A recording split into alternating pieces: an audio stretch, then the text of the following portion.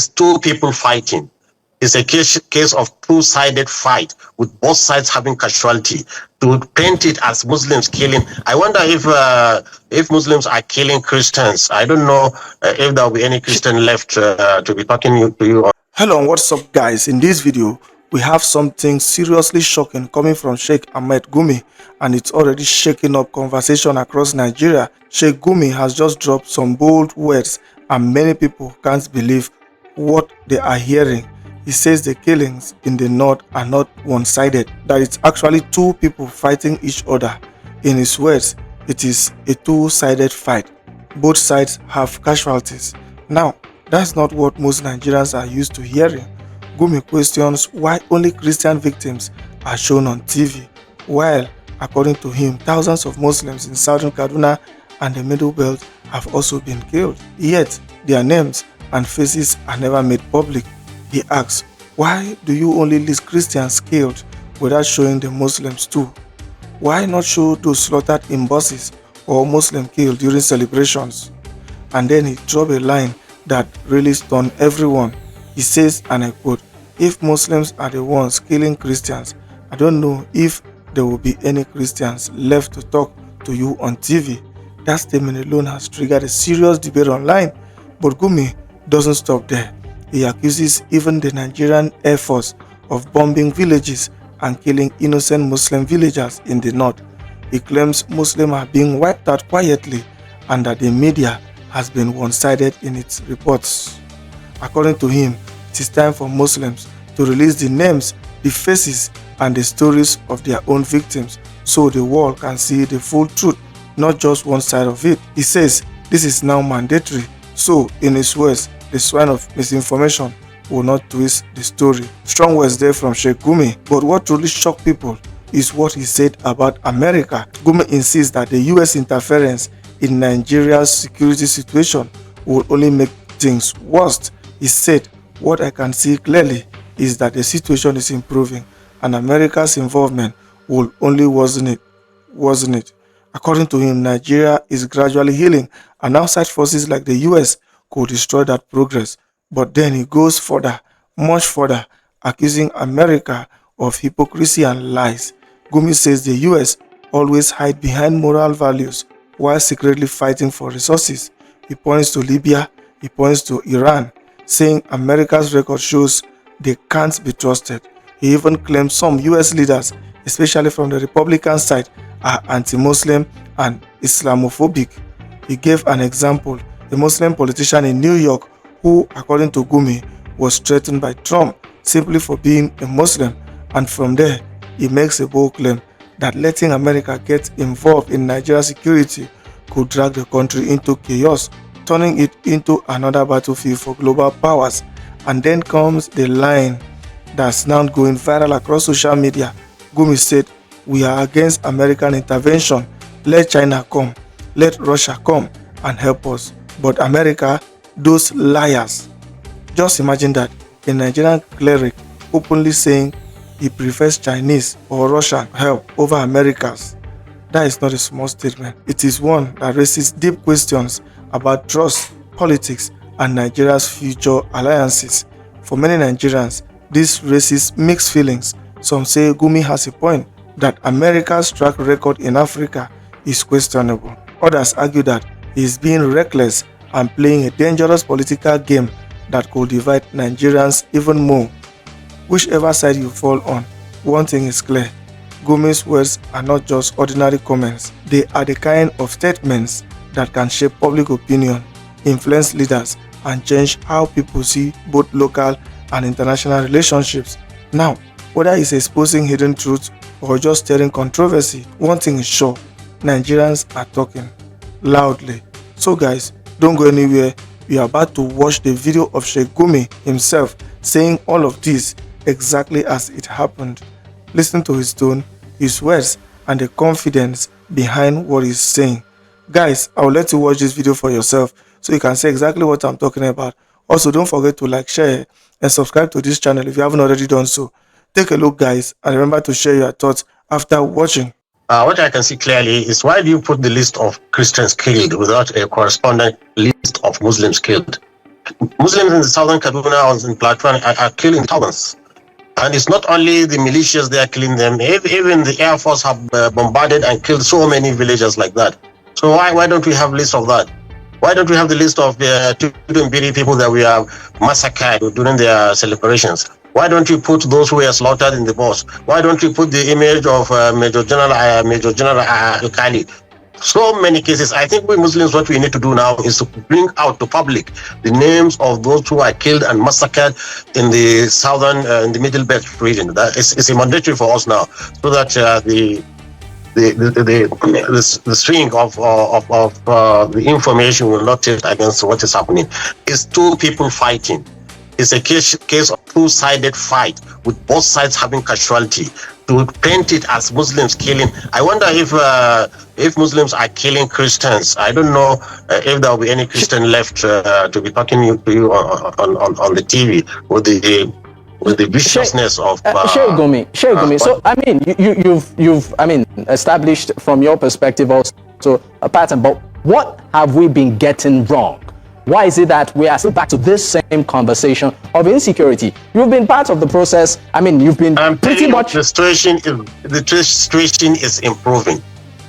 The interference of America will only worsen it. This is what we are saying. But gradually, Nigerians are healing slowly and gradually. So for you, you feel that the security situation. You feel the security situation in the country is improving. Their presidents tells you that these are people who lie behind moral issues and attack people for their resources. We have seen that in Libya, we have seen that in Iraq, we have seen that even recently in attacking Iran over its peaceful nuclear. So what will they do with Nigerians too? And you see, this Republican Party, especially now that we have zero evangelical Christians in power, they are anti-Muslims. They have an Islamophobia. And this is so evident. Look at the election in New York City, whereby a Muslim mayor, modern, moderate Muslim, very eloquent, coming out, people want him, and Trump is also threatening that he will cut off funds from New York City just because he's a Muslim. With this Islamophobia, how can I accept Trump to come into this country? He's just coming here to fight Muslims. And so instead of fighting terrorists, the whole Islamic world, the Muslim will just turn against America, and it will be, Nigeria will be a theater of war. This is what we are trying to avoid. Let's quickly bring this back home. We are against American intervention. Let Chinese come, let Russian come and help us. But Americans, those liars, a Muslim terrorist group like Boko Haram kills 1,000 people, and 900 of the 1,000 are Muslims, but only 100 are Christians.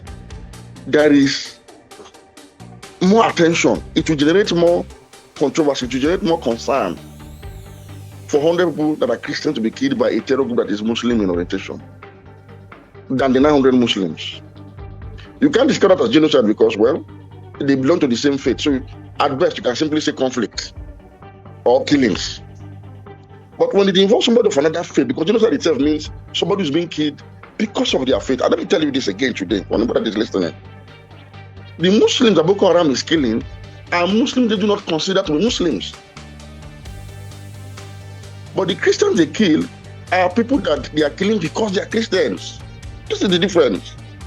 If Boko Haram knows you are a Muslim or believes you are a Muslim, they won't kill you. But they don't believe as of that are not with them in Sabisa forest are Muslims. So they equate us along with Christians as infidels and non-believers. This is the reality that the government itself should know. And so when these concerns were raised, I said to some people in government to say, look, simply admit that this matter exists, but it is not supported by the state. I would remind you that since 2015, when General Muhammadu Buhari late came into power, there was a certain change in attitude of the government with regards to non-state actors, especially those who do it in the name of Islam. Those who believe they are Islamist, although hiding under all forms of nomenclature, from Boko Haram to the ones that directly sprang up from Boko Haram and swore allegiance to ISIS, to the ones that are operational in the Middle Belt that pass as headers. Mass graves, mass slaughter is not new to Nigeria's Middle Belt. Mass burials are not new to any pastor in Nigeria's Middle Belt, whether the evangelicals, whether the Catholics, regardless of denomination. People have cried about this for over 15 years. It is unfortunate that all of a sudden, because the international community has decided to beam its searchlight in Nigeria, suddenly people are becoming awake to make it look as if the Christians were living a rosy life and then somebody is trying to put in an idea in their head that never existed before. It is a dirty situation that could best be described as a genocide. Reason being, these people are not just killing randomly. They are not thieves. They are not armed robbers. And I do not think they are bandits. I do not think they are kidnappers.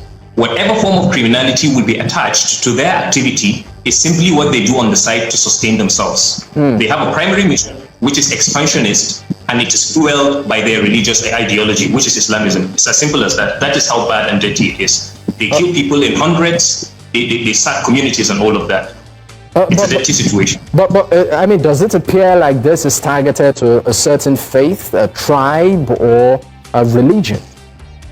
Yes, it's a Christian genocide. It is targeted against the people they refer to as infidels. But some have also argued. Some have also argued that faith might not really be in the context here. That even people of other faith too are being killed and are also targets. It is true. There is no Christian, there is no pastor, there is nobody that has ever denied the fact that Muslims also fall victim of these attacks. But what kind of Muslims are being attacked actually? It is Hausa Muslims. It is important to understand the people that are carrying out the attacks. And why are they being killed? They are being killed simply because they may not necessarily subscribe to the ideology of the killers. Hello and welcome. My name is Magnus Oraka. You see, I've been going through comments and responses made by the APC government, northern politicians and northern bloggers. And I've noticed the deliberate effort to downplay the emphasis of Christian genocide in Nigeria. I've seen that they're trying to say, no, it's not only Christians, after all, Muslims are also being killed. Let me set the record straight and let me paint the pictures right. The only Muslims that are being unalived by terrorists are those who don't support their attitude. But being a Christian in Nigeria, whether you support or you don't support, they unalive you. Before it even went to the fact that Muslims are also being unalived, it's long before they realize that not every Muslim supports their idea. But if you calculate the ratio of Christians that have been killed in Nigeria compared to the ratio of Muslims that are killed in Nigeria, you find out it's nowhere comparable. That leads me to a group chat I saw, a group chat I was watching. And one of these northern contributors was saying that if America comes and they kill one Christian, wallahi tallahi, inna was that they will kill 20 Christians. For every one Muslim they kill, they will kill. Look, you tend to believe that northerners have the monopoly of violence. Are there no Muslims in the north? As you are killing 20 Christians in the north, they are not killing 20 Muslims in the north. See, these threats and unnecessary bantering is not going to help anybody. We have to face the truth. There are some miscreants who are shaping this country to be divided along religious line. I don't want Muslims to be killed. I don't want Christians to be killed. I grew up amongst Muslims and I lived peacefully. I ate shinkafa sallah. That's rice cooked on a salad day. I moved with Muslims then, but that politicians have divided us along this religious line is something we must stop now. Please do not downplay that the emphasis on Christians is there. The emphasis to annihilate Christians in Nigeria is there. The emphasis to force Nigeria to become an Islamic state is there. You either join or be annihilated. So don't downplay that fact. Don't downplay it.